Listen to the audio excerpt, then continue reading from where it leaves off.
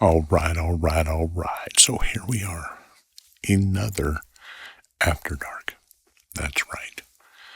The second time this week, I got another After Dark. Couldn't sleep. And I realized something is that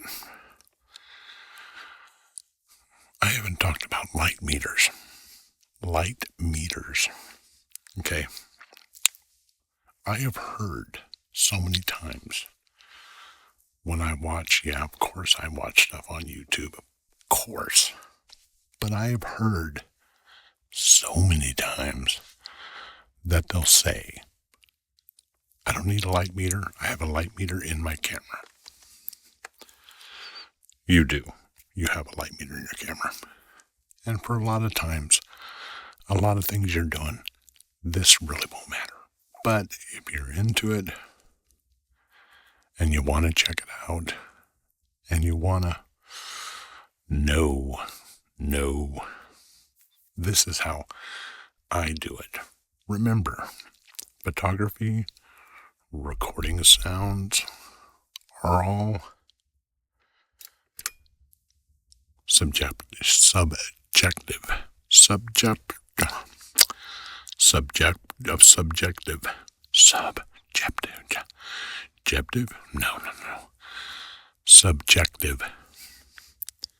So I use a light meter. Now let me explain. Real quick. Most of the time when I'm shooting product, let's start with a pack shot.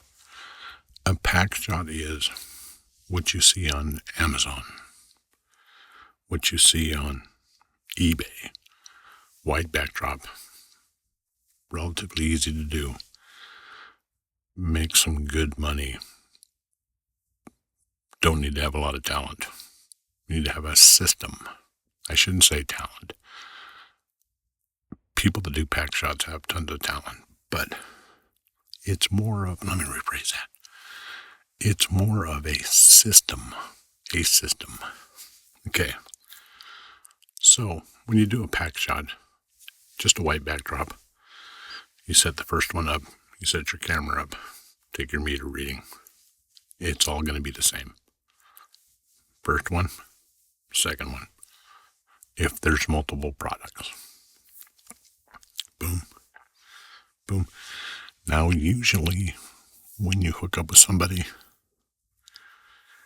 they have services out. You only get like a couple bucks. I don't do many of them, so I can't tell you what the real prices being paid out for pack shots. But when I do pack shots, it's usually for like the brewery, one of the breweries I do, and they'll send me cans of beer. Cans of beer. Oh yeah. This is another After Dark. And if this is your first time here, I'm Big Bobby. But you, my friend, can call me the Tingle Junkie. Here we talk about whatever's on my mind. Pretty much. But anyways, I digress. So, where was I? Where you at, Daffy, when I need you? All right, so, pack shots. So, like, for instance, they'll have me shoot their cans. They can their own beer and sell it. So once a year, they'll send me the cans. Here's the problem. Their cans don't always line up with their tops. I need them to line up so it doesn't look weird. So if the pop top's here, that label needs to line up with, they're off. All of them are. So they send me cases of beer. Cases. And that's when I get real popular with my friends and stuff. Because I'm going, hey, want some beer? But anyways. So most of the cans are the same color. Oh my gosh. gosh. Still hot out here. Excuse the sounds. I'm going to get closer to the mic so I can bleed that air conditioner out. But anyways, so they send me a different cans. The cans are basically the same color. The label might be different with different colors. Now, what happens is, if I was shooting a pack shot, which I don't, I shoot lifestyle for them. So usually if they send me something that's got berries and pomegranates in it, that's like a sea breeze, I build a set around that matches what that beer does. But let's say it's just beer. Let's just say it's beer. And I got to do a pack shot for it. So I put it out there. I take a shot like anybody else would with their camera, measure it out, take another shot, measure it out. Dang it. Get it to where I want it to be. Get it. After about 5 or 6 shots. I hate that. I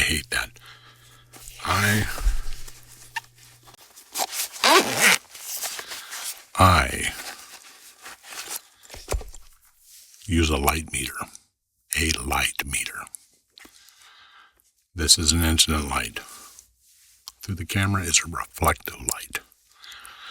So for instance, if I'm doing a shot and I put a can of Coors there, that reflective light from that shot is going to be different than if I put one of these silver canned Moonraker beers out there. The light's going to be different. The Moonraker beer is going to be, because it's a silver can, is going to be overexposed. Then I have to deal with that in post. With a light meter, once I shoot the section where that light's falling on from my flashes, one and done. That's it. When I set that camera at that f-stop and that timing, that's what the light is. Doesn't matter if the reflection comes in, because the metered light doesn't change. But if you're using a meter in your camera, the reflective light is going to change. You understand? So, okay. You're taking pictures of kids. You're doing a school, a class. Kids come in with blue shirts on. You have a blue backdrop. Blue shirts. You've only metered it with your camera. Blue shirts, yellow shirt. Because you metered it with your camera and you have a blue backdrop, doesn't matter if you have a blue backdrop, I'm just going yellow, blue. They're opposite. That would be kind of cool, real good contrast. But the light's going to change.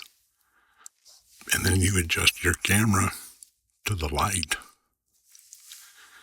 It's going to be exposed it differently. So now the backdrop's going to change. It might not look different between the subject, but everything around it is going to change. Things that make you go, Now, if you take a light meter, which I believe this is one of the most important tools I have, this light meter. Well, not this one. I have another one too, because, of course, I want to look cool. You got them draped around your neck. But anyways, so the light meter. So let's go back to as I dance around, taking school pictures of kids. Not much different than taking pack shots. Not a whole lot of difference. I always thought that you would like hearing me get my email. But anyways, kid comes in with a yellow shirt.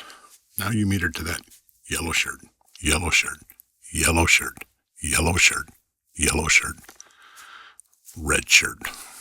Now the light has changed again. The light has changed. They might have a red shirt with white pants on. Now it's really changed. Red, white, and blue. Get it? See where I went with that? See where I went? But then you sit back on your camera and you meter it again.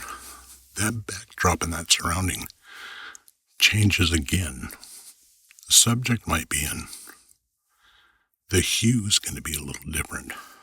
But if I meter with this meter, the light falling on it, because this is incident light.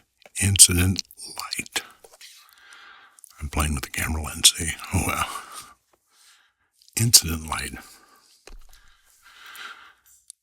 That light will never change. So you'll never change on here. Everybody will come in. It's not a reflective light metering. The difference is where you're getting your number. The add-on to that is that once you meter it, one and done. You don't have to meter it to the whole shoot. As long as these lights don't change, you don't have to change anything. You can put a tree in there. Now going back to the pack shots. If I'm shooting a lifestyle or just a white backdrop, let's say I want to throw something in there. I bring a can of beer in.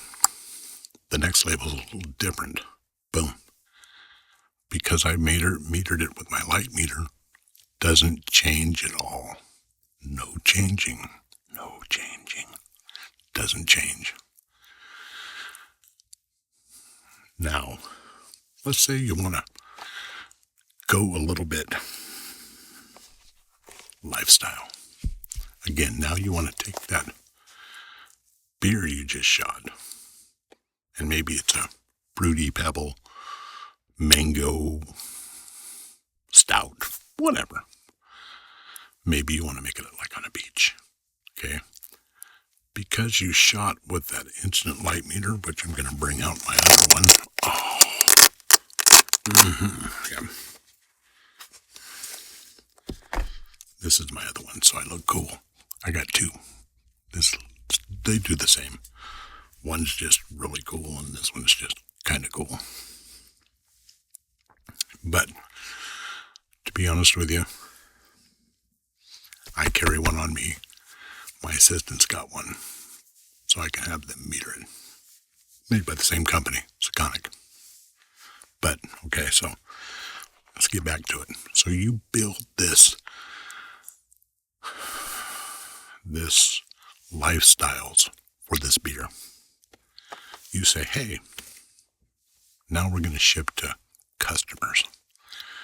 Maybe I want it to be a beach, so you bring in some sand, and you bring in some of this and that, and a little palm tree, pair of sunglasses, beach ball in the back, whatever. Because you measured that with instant light, you measured the light falling on it with an incident light meter. Incident.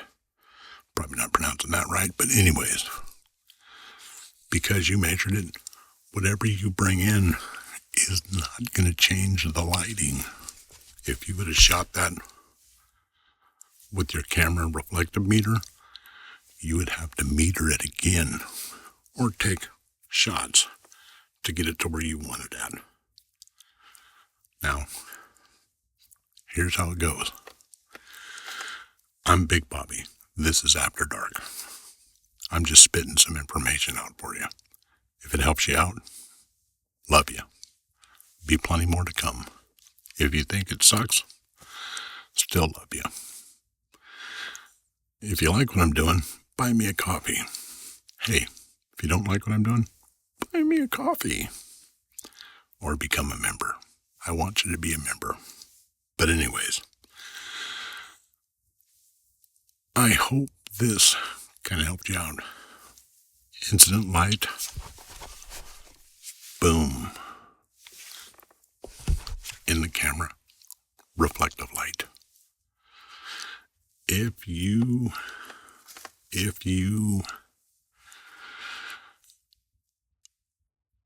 are doing something like this, or even taking pictures of family, you can't go wrong by using an external light meter. And remember, once I hit it with this, one and done. No taking 5 pictures to make sure each one looks good. Boom. To be honest with you, I have shot schools earlier in my career. I have metered with this, marked off where the kids go, set the camera up, don't even look through the camera. Just use a wireless remote, sit them up there, standing back at the camera, look right here at my big nose, look at my big nose, say 1, say 2, say fuzzy pickles. Boom. I have did whole shoots without even looking in the back of the camera at kids. Now for product and lifestyles, I look at the back of the camera. I've got a monitor that sits right here so I can see how it's framed, but that's just to let you know. No 5 pictures to make sure it's done. Boom, boom, start. I set everything up, take a light meter, take the picture, check the framing. This gets put away. This battery's probably been in here for a couple of years. So, through the whole shoot, I don't ever have to adjust the light again, unless a light moves or I bring a light in. This is KEWL After Dark from KEWL Radio. Remember, don't subscribe. Don't hit that bell button. We don't need any more subscribers. Later.